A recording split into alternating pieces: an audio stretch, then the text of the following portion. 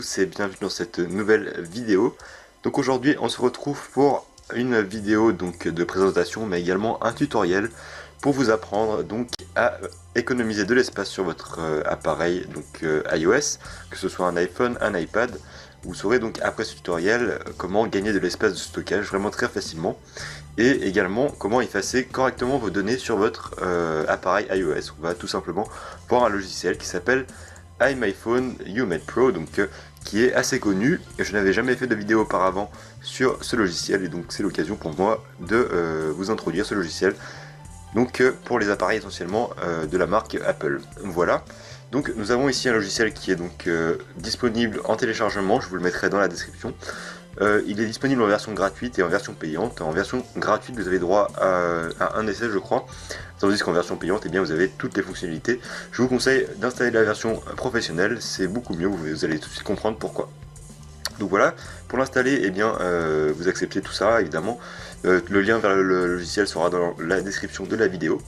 Voilà, ça vous pouvez le mettre à votre façon, voilà, installer, et normalement il vous demandera à la fin une clé de licence que vous aurez donc après avoir acquis le logiciel. Donc voilà, vous pouvez faire terminer.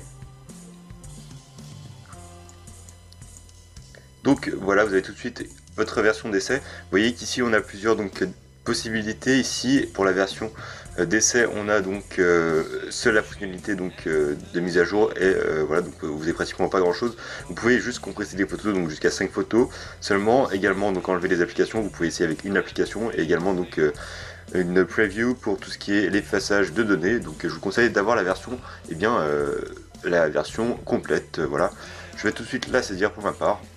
Voilà pour l'interface logicielle. Vous vous retrouvez donc avec votre appareil iOS que vous allez donc brancher sur votre ordinateur. Pour information, vous avez besoin du logiciel iTunes, sinon le logiciel ne fonctionnera pas. Et donc également, je ne l'ai pas précisé au début de la vidéo, mais le logiciel est disponible donc pour Windows, mais également pour macOS. Voilà. Donc une fois que votre appareil iOS est connecté directement au logiciel, vous voyez donc que vous avez plusieurs informations qui apparaissent comme le stockage de votre appareil. Donc pour ma part ça sera mon iPad, mais évidemment ça fonctionne pour n'importe quel appareil iOS. Donc ce que vous pouvez faire, c'est lancer une analyse rapide ou simplement cliquer sur un des boutons qui vous convient, donc pour rechercher par exemple les fichiers volumineux ou les fichiers indésirables. Donc pour ma part on peut simplement faire une analyse rapide. Vous allez voir, en fait ça prend à peu près donc 10 minutes, mais en fait ça dépend vraiment du contenu de votre appareil, de votre iPad. Donc si vous avez beaucoup de choses dessus, l'analyse prendra beaucoup de temps. Donc une fois que vous avez fait votre analyse, vous vous retrouvez avec ici, comme vous le voyez, 6 gigaoctets qui peuvent être libérés. Donc dans fichier indésirable par exemple, vous pouvez cliquer dessus. Vous voyez que ce sont tous les journaux de pointage par exemple qui ne servent pas, et donc qui peuvent être facilement supprimés. Également les fichiers temporaires de téléchargement. Tout ça, eh bien, vous n'en avez pas besoin. Vous avez juste à faire nettoyer. Et le logiciel va tout simplement le faire pour vous. N'oubliez pas de laisser votre iPhone connecté pendant cette phase pour éviter les erreurs. Et donc vous avez ainsi économisé pas mal d'espace sur votre téléphone. Donc voilà un petit peu à quoi sert ce logiciel.